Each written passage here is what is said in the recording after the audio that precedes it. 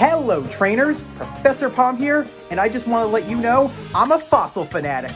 I'm pretty sure that plenty of you know that, but for those of you who don't, I am. I love prehistoric Pokemon, especially restoring fossils. That's one of my favorite things to do in the games. Having power from the past is a great idea for any team, and I can't recommend it enough. Don't just think of it as power from the past, think of it as prehistoric power.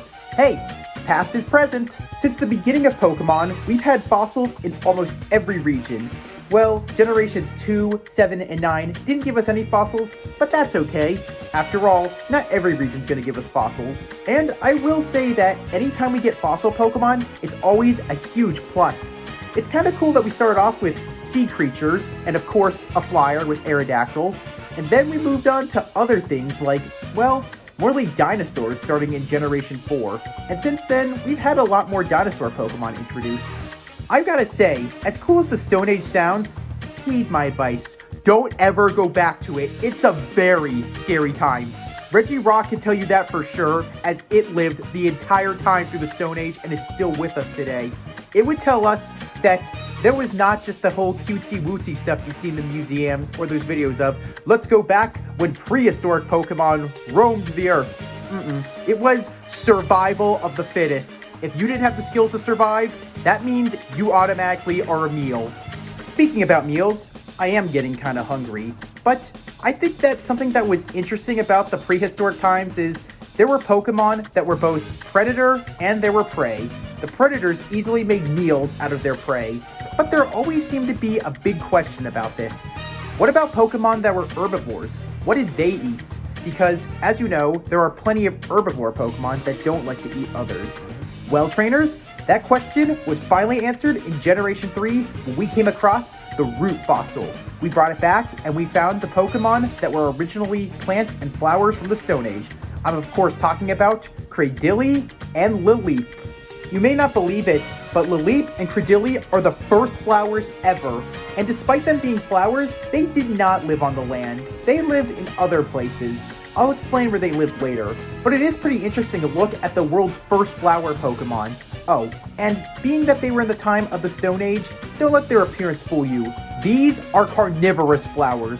Your parents ever tell you to eat your fruits and veggies? Well, eat your fruits and veggies before they eat you. It's pretty impressive that back in time, even the plant life could fight for itself.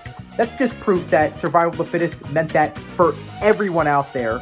And seeing that Lileep and Cradily both gave so many other flower Pokemon a lot of life that we have today, they really did make an impression for being very powerful flower Pokemon. Who knows what other descendants came from both of these incredible lilies. Back when I played my Pokemon Emerald, I remember climbing the Mirage Tower and picking myself the root fossil. It was also one of the very first Pokemon cards I ever got, and it was a very good Pokemon to have by my side. I remember my victory against Wallace, and this was one of the Pokemon that really helped me bring down that powerful champion. Well, I will say this. While Lileep and Cradily are good fossil Pokemon, no one really talks about them, and it's kinda sad. Well, studying dinosaurs is a lot of fun, but today we're gonna be paleobotanists instead of paleontologists. We're gonna be like Dr. Ellie Sattler from Jurassic Park.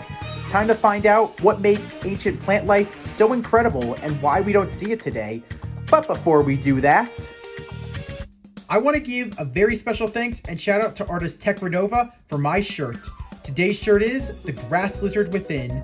If you really like the Trico line, then this is a perfect shirt for you Trico lovers out there. I'm wearing this shirt today because we're talking about grass-type Pokemon from the Hoenn region. If you like these shirts I wear in my videos, you can buy them on Etsy. I have a link to Techrenova's Etsy shop in the description below. Not only will you look great in them, but you'll be wearing a design that really pops. Stop buying silly stock image t-shirts. Get something that looks incredible on you. While I may not be sponsored, I still want to say thank you Techrenova for making the shirt and all you've done for the channel. But if Pokemon isn't your forte, Techrenova makes other incredible shirts. So please check her out and maybe buy a shirt from a very talented artist like her. Sorry, just trying to get the flower uprooted because it's time to go back in time and learn about the plant life, the berries, everything that existed with flowers back in the ancient day. Oh, what do you know? I actually got Lileep up. With all those suction cups, it could have taken me a while. Well, let's plant the seeds and watch the flowers bloom with the sea lily itself, Lileep. Lileep the sea lily Pokemon is based on crinoids, which are also known as sea lilies, and they're also known as marine animals. Lileep draws the most inspiration from crinoid fossils, which play a role in why Lileep's status is as a fossil Pokemon. Oh, and Lileep's tentacles are based off of that of sea anemones. Unfortunately, you will not be finding any clownfish in there, not even Nemo or Marlin. For its habitat back in prehistoric times, despite its grass typing and being a flower, Lileep did not live on the land. They lived, well, to quote Sebastian from The Little Mermaid, under the sea, as these Pokemon were saltwater flowers, or I guess you could say saltwater lilies. Back in prehistoric times, Lileep lived on the seafloors all around the ocean.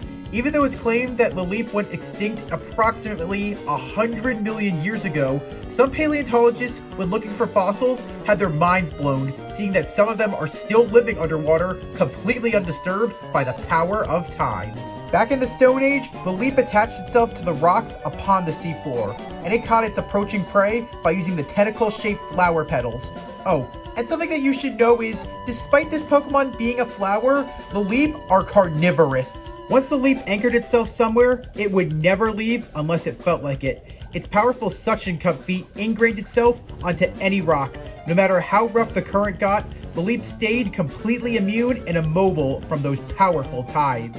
Since Lileep lived in the darkest of waters under the sea, Lileep's glowing yellow eyes have spectacular vision, as not only can they see what's coming a mile away, they also can illuminate anything that's hidden in the darkness. Speaking of eyes, if you look at Lileep, you may notice it has two yellow eye spots resembling targets. These are not its eyes. This was just a hunting tactic to trick prey, as they think that Lileep was just looking at them. But then it would go in with all of its tentacles, wrap them around, and gobble its prey down for a very smart hunting tactic, but also a very scary one at best. Lileep is one of the most interesting fossil Pokemon because no one has ever seen what hides within the darkness of its face. We don't know if it has a nose, what its mouth looks like. We don't even know if it even has teeth or if it just swallows its prey when it eats. It's all up to speculation, as no brave soul has ever dared to figure it out. Do you think that you might be the one that changes that? Lileep really did work smarter instead of harder, because if you really think about so many other fossil Pokemon back in the Stone Age, they always were moving in order to catch their prey. But Lileep just stayed in one place, and it just swayed its tentacles like a disguise as if it was just a normal flower. And when the prey got too close, grab! Lileep would ensnare its prey and swallow them whole. All things considered, that is probably one of the smartest hunting techniques compared to so many other fossil Pokemon. With this kind of hunting technique, you could say Lileep was a Venus flytrap of the sea. Huh, you know something? Is it possible that Carnivine is a distant relative to Lileep? That definitely should be further investigated. Then again, they both are grass-type Pokemon. Maybe evolution did happen and that's why it lost its rock typing and became more of a surface dweller. You know, all things considered, and seeing that Lileep never left the seafloor may play a key role into why it went extinct, as it never went exploring places, and sometimes it didn't have enough food. However, some recent studies did show that some Lileep came to the surface and they took their hunting skills to the surface, which did give them a little bit of a higher chance, but because of the absence of salt water, they dried up very quickly and oftentimes had to retreat to the ocean, or else they wouldn't make it. Lileep made its anime debut in the Pokemon Advanced Battle Series episode, Where's Armaldo?, where they were fossil Pokemon being looked after by Professor Proctor and Annie Proctor on Whales Island. Sadly, throughout the anime, Lileep has never been the star Pokemon of any episode. In the core series games, Lileep serves as Olivia's second-in-command when you battle her for the first time at the Grand Trial at the Ruins of Life, but this is only in Ultra Sun and Ultra Moon. Lileep is also one of a kind, as currently, other than its evolution, there are no other rock and grass-type Pokemon. Lileep sure is one impressive saltwater lily, but, as you know, all plants get bigger just like flowers. With a lot of salt water and a lot of photosynthesis and sunlight, Lileep evolves. So, let's evolve our little Lileep into Cradily. Yep, looking at this Pokemon, we know that the ancient flower of doom has bloomed. Cradily the barnacle Pokemon is based on crinoids, specifically crinoid fossils that can be found underwater. Also, Cradily is based on sea anemones because of its tentacles, and it also bears a resemblance to predatory tunicates because of its behavior. For its habitat back in prehistoric days, despite its grass typing, Cradily lived on the seafloor, in the warm waters in the ocean. Some of them also made their homes in the shallows, but to put it simply, they lived under the sea. Once Cradily finds a place to settle down underwater, it hooks itself in by burying its feet under the sand and ingraining its roots.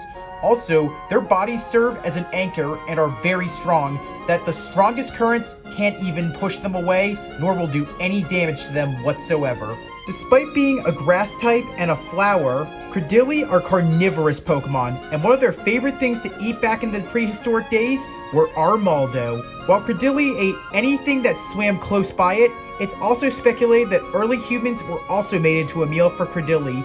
This is a good idea to eat your greens, because if you don't, they'll eat you. Cradily had a pretty smart hunting strategy back in the day. Look at Cradily's face. Can you see where its eyes are?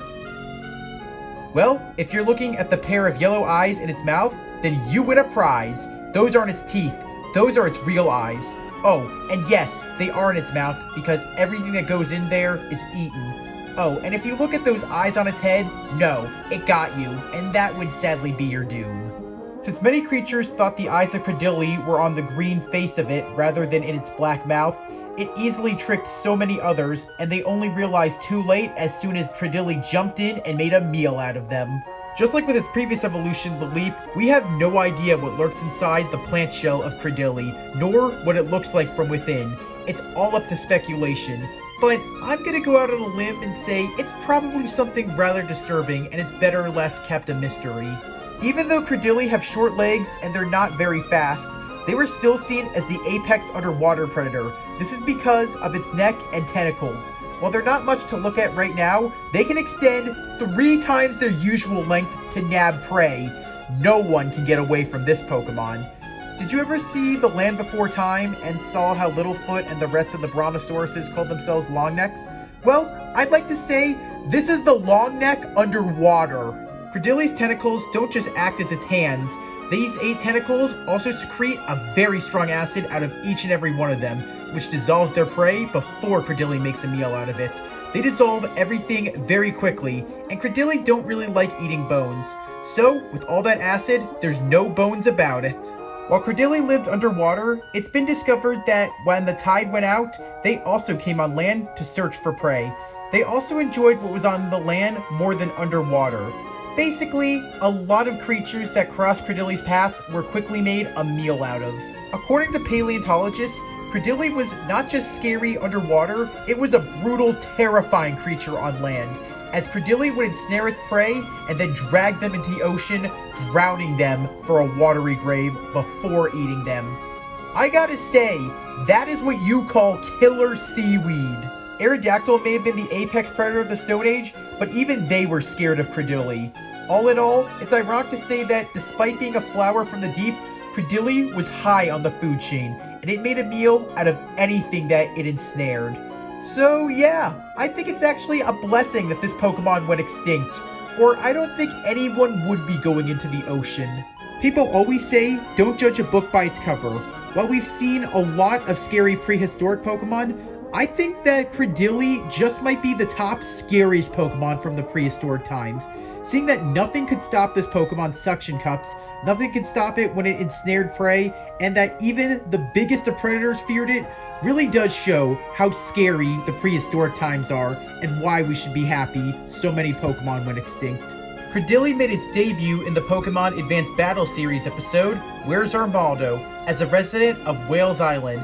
It was first spotted by Max when he was out collecting firewood, but the others didn't believe him. Cradily was later found by Annie Proctor and taken back to the lab. In the Core Series games, Cradily serves as a second command on Olivia's Elite Four team when you battle her in Ultra Sun and Ultra Moon's Elite Four. Cradily also sits on Steven Stone's team, not as any special Pokemon, but mainly for the status infection Pokemon during his champion battle. Also, in Omega Ruby and Alpha Sapphire, Cradily is Steven Stone's only female Pokemon. In the Pokemon Mystery Dungeon series, Cradily serves as a team member for Team Constrictor, but only in the games Red Rescuing Team, Blue Rescuing Team, and Mystery Dungeon DX. Cradily and Lileep are the only of their kind, as there are currently no other Pokemon that have the same dual typing of rock-grass. Some paleontologists believe that back in prehistoric days, Cradily was once water and grass type because it lived underwater and it's also a plant. However, since there have been ones found living in the day unaffected by time, seeing that they're both rock and grass type, this theory has been debunked. However, it would have been really interesting if that actually had been true. Being that Cradily and Lileep are both rock and grass type, you'd think that they would have a lot of weaknesses, as the rock and grass types separately have a total of 5 each. But surprisingly, they don't have a lot of weaknesses. They only have a few. So if you're using these rock and grass type Pokemon for battle, you should avoid them so they don't get hit by moves that are fighting type, ice type, steel type, and bug type. Wow, only 4 weaknesses. I thought that they would have a lot more, since both grass and rock type Pokemon have 5 weaknesses each. It's great to see that them as a dual typing have much less. Well, now that we've seen all of their weaknesses, why don't we see what gives them their strengths? So, let's plant the seeds to victory. Being both that Cradily and Lileep are rock and grass type Pokemon, they surprisingly have a lot of strengths that completely pale their weaknesses. So, let's count up all of their strengths. When you use Lileep or Cradily in a battle with moves that are grass or rock type, they're super effective on Pokemon that are ground type, fire type, rock type, water type, ice type, flying type, and bug type. Wow, 7 strengths over 4 weaknesses. That is a great Pokemon that you can have on any team. I must say, I really see why a lot of Pokemon back in time were scared when they came out of the water. That's because not only were these Pokemon very brutal on land, they also did not go down without a fight. Since our fossil flower Pokemon are from the past, Lileep and Cradily don't need 2 abilities, as they only have one, being Suction Cups. Lileep and Cradily's Suction Cups keep it still and in one spot. This protects our undersea flowers from moves and items that it would be forced to switch out. So, it's kind of like Suction Cup Man. These Pokemon are saying, "You can't get rid of me! Look at me go!" For the hidden abilities of Lileep and Cradily introduced in Generation 5, they have the hidden ability, Storm Drain. With this ability, Cradily and Lileep really show you how scary Water-type moves can be on Grass-type Pokemon, as when they're hit by any Water-type move, instead of taking any damage, they get a special attack boost. So yeah, even though you water your plants and show them love, this'll really hurt you a lot. Out of all the fossil Pokemon we've had introduced, it's Lileep and Cradily I hear the least about. While I never hear anything bad about them, I just never hear anyone say that they're one of their favorite fossil Pokemon, nor do I ever hear anybody use these for a team. I really think that out of all fossil Pokemon, not only are they the most underrated, but they really do deserve more love than what we give them. Even though rock and grass type together have 5 weaknesses, they do make an unstoppable duo when paired together. It's a shame that there really aren't any other Pokemon quite like them. Also, the more I think about it, Lileep and Cradily probably are some of the most incredible fossil Pokemon out there. Not just does no one talk about them, but people think they're weak. And if they think that, they're in for a major surprise. Back in the Stone Age, these Pokemon must have been the most scary to come across. While they look like cutesy-wootsy flowers, you make contact with them and they'll gobble you down. Jeez, the prehistoric time really was survival of the fittest. Out of all fossil Pokemon we've never had anything quite like Cradily or Lileep return. I would be down to get another plant fossil Pokemon. I'd like to learn, did Cradily and Lileep have enemies that were other plants back in time? Or were they actually a prey to another horrible predator plant? You know, Lileep and Cradily have something on them that no other fossil Pokemon will have. It's not just their unique typing, it's not the fact that they're based off of plants rather than animals or dinosaurs. It's the fact that they're actually some of the longest living fossils ever. You see, most Pokedex entries state that most fossil Pokemon went extinct 300 million years ago. Lileep and Cradily, on the other hand, went extinct about 100 million years ago. A huge time difference! This just shows that being a flower with great hunting skills could really pay off in the end. They really defined the term flower power. Actually, I think I could see why Lileep and Cradily are pushed to the side, because as kids, we loved dinosaurs. We loved finding fossils with creatures inside of them. I don't think anyone was that impressed as a kid when you saw a plant or a flower in there. And that sadly is something that I think a lot of people should appreciate. Everything found inside of a fossil is sacred. It can be something that can really help you out in the long run. And in my opinion, that's exactly what Lileep and Cradily do. They are true diamonds of the rough. I would recommend them to any person out there who wants to start fossil collecting. These are great Pokemon to have by your side. They truly are lilies of the valley. Well, I guess maybe not lilies of the valley because they live underwater. So I guess we could say they're lilies of the deep. Ugh, you smell awful, Lileep. I should have realized because you just ate. Oh, hello trainers, welcome back. I hope that you had a wonderful time being a paleobotanist and learning about ancient flowers. Well, before we end this, I just want to ask you a few questions. Do you think that Lileep and Cradily deserve more love? Are they overhated, underappreciated, or are they underrated? Which flower Pokemon do you think is the prettiest ever introduced? Do you think that we should get more prehistoric plant Pokemon, or is it better being one and done with Lileep and Cradily? Since Rock-type and Grass-type Pokemon have a lot of weaknesses, do you think it's better as a combo, or do you think that it's better that we've never had another Rock and Grass-type Pokemon? And of course, out of all the fossil Pokemon we have out there, who's your favorite and who's your favorite line? Also, do you prefer fossil fusions, or do you just prefer the fossils we've always had? Oh, and before I forget, I just want to remind all of you traders, next month is October. So, you better be ready for the spooky season. It's gonna get scary. We're gonna talk about a lot of incredible Pokemon. And I have a very special video coming out on Halloween. Hope you tune in for the spooky season, and I hope you're ready for the season of fear. Well, trainers, I hope that you enjoyed learning about Lileep and Cradily. If you did, don't forget to leave a like. If you have any questions, you want to answer any of the ones I threw it at you, you want me to cover another Pokemon line, you want me to talk about something cool during the spooky season, you want me to make an idea for a short, or you want me to talk about something that's going on in the Pokemon news, then please comment. And as always, if you like what you saw and you want to see more, smash that subscribe button. Well, trainers, I'm excited for the spooky season, and I must go prepare for it. So, thanks for watching. Palm out!